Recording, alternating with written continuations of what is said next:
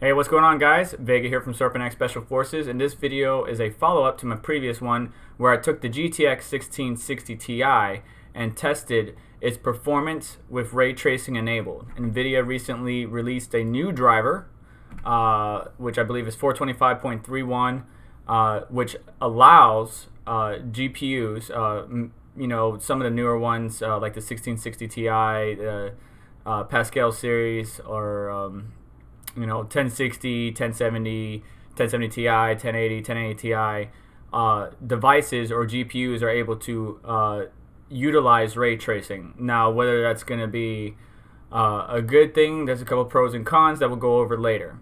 So primarily, I wanted to show you some of the performance results that I got with the other GPUs or graphics cards that I have. I don't have every single one of the 10 series, but showcase at least some of the results that I have. Now, unfortunately, I do not have all three titles that support ray tracing at this current moment, so my testing is only done on the Battlefield 5 and Shadow of the Tomb Raider games.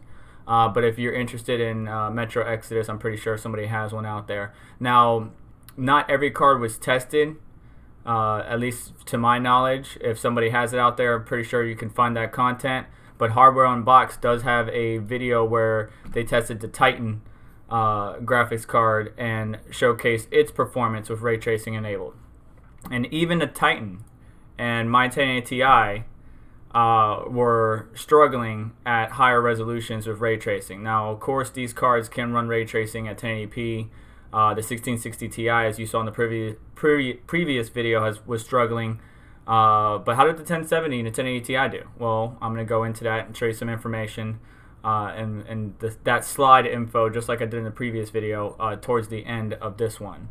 But let's talk about the pros and cons of ray tracing. Why would Nvidia, knowing that the performance hit by enabling ray tracing would actually, what it would actually do for their graphics cards or the type of performance that they know their consumers will get? So why would they enable it? Why would they allow it? Well, by them enabling it and opening this, I guess you could say, source, developers may be more intrigued or incentivized to utilize ray tracing.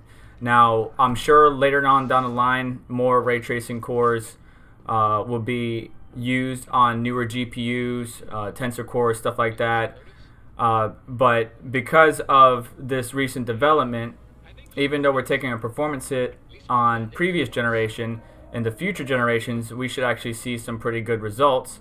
And the 10 series, while it's not the best at higher resolution, some of the cards at 1080p can run pretty good quality ray tracing graphics.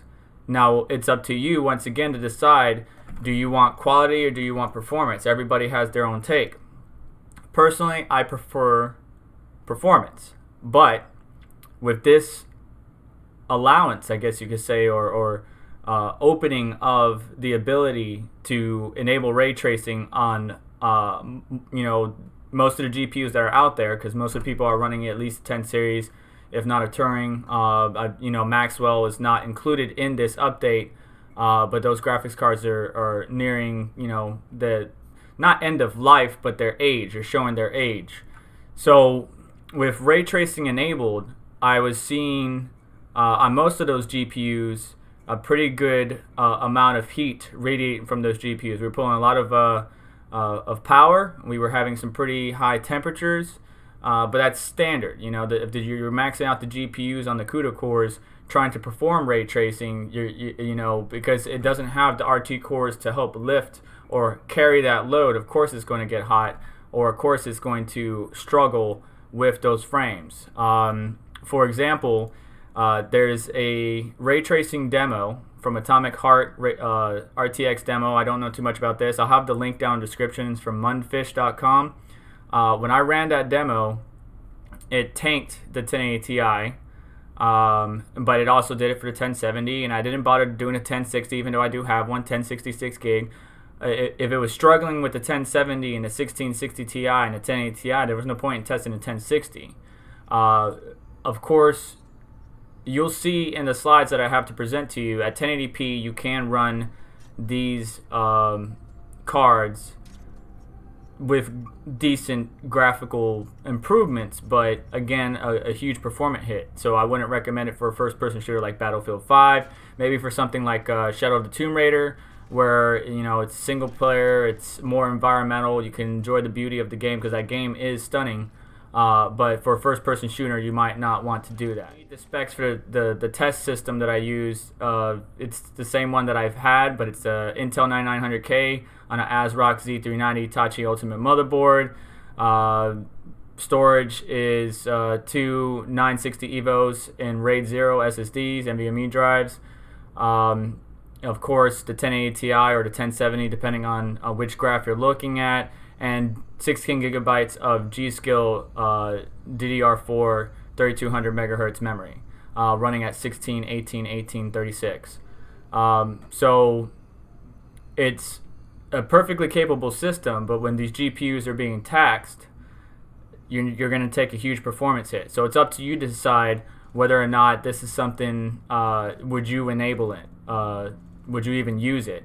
Hopefully, as the ray tracing gets more development, right? Because the games are still developing and improving ray tracing, and developers include ray tracing components or features or SDKs into their future games, then we may see some more improvements, especially with future GPUs coming out at launch. But that's pretty much it. I just wanted to show you the information I got with testing the 1070 and the 1080 Ti. Link in the description to the Nvidia article like I did for the last video. Link in the description to Hardware Unboxed's video where they tested the Titan GPU, and as well as the Atomic Heart RTX demo will also be in the description if you want to check that out.